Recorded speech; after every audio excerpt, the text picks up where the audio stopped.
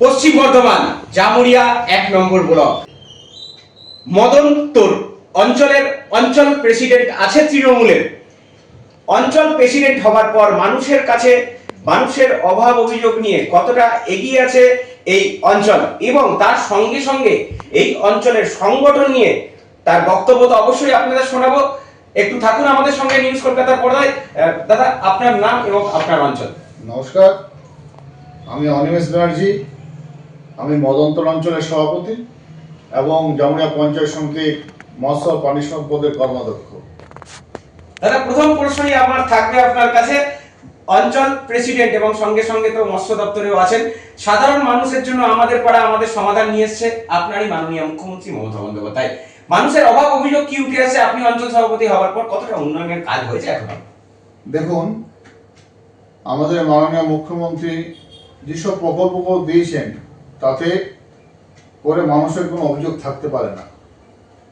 আপনারা সবাই জানেন এবং এলাকাবাসীরা জানেন যে জন্ম থেকে মৃত্যু পর্যন্ত তারা একটা সুযোগ সুবিধা পাচ্ছে। সাথে সাথে দুয়ারে সরকার করেছেন।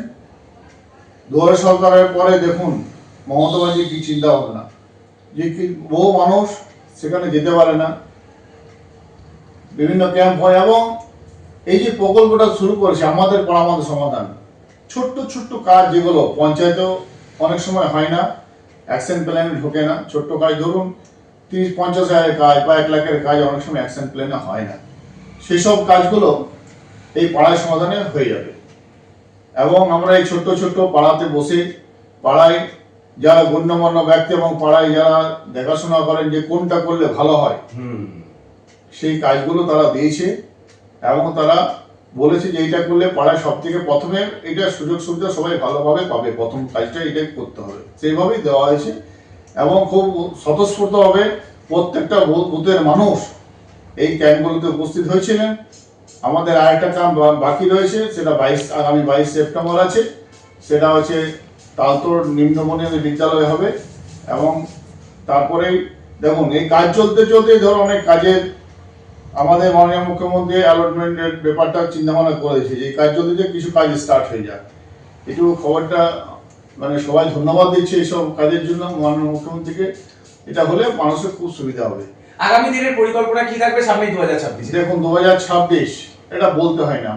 মুখ্যমন্ত্রী যে মাননীয় মুখ্যমন্ত্রীর যে উন্নয়ন, সে উন্নয়নের জন্য মানুষ ওই দিনটার জন্য অপেক্ষা করে আছে যে ভোটের দিনটা কবে ডিক্লেয়ার হয়।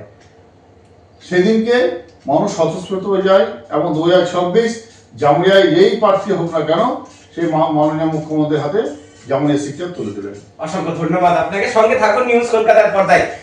যেই ভোটে আসুক না কেন বিপুল ভোটে জয়ী হবে অঞ্চল সভাপতি কিন্তু বলে দিয়েছেন, কারণ উন্নয়ন, এই উন্নয়নকে পাথেয় করেই কিন্তু আবারও চতুর্থবারের জন্য মুখ্যমন্ত্রী পদে দেখতে চান মমতা বন্দ্যোপাধ্যায়কে।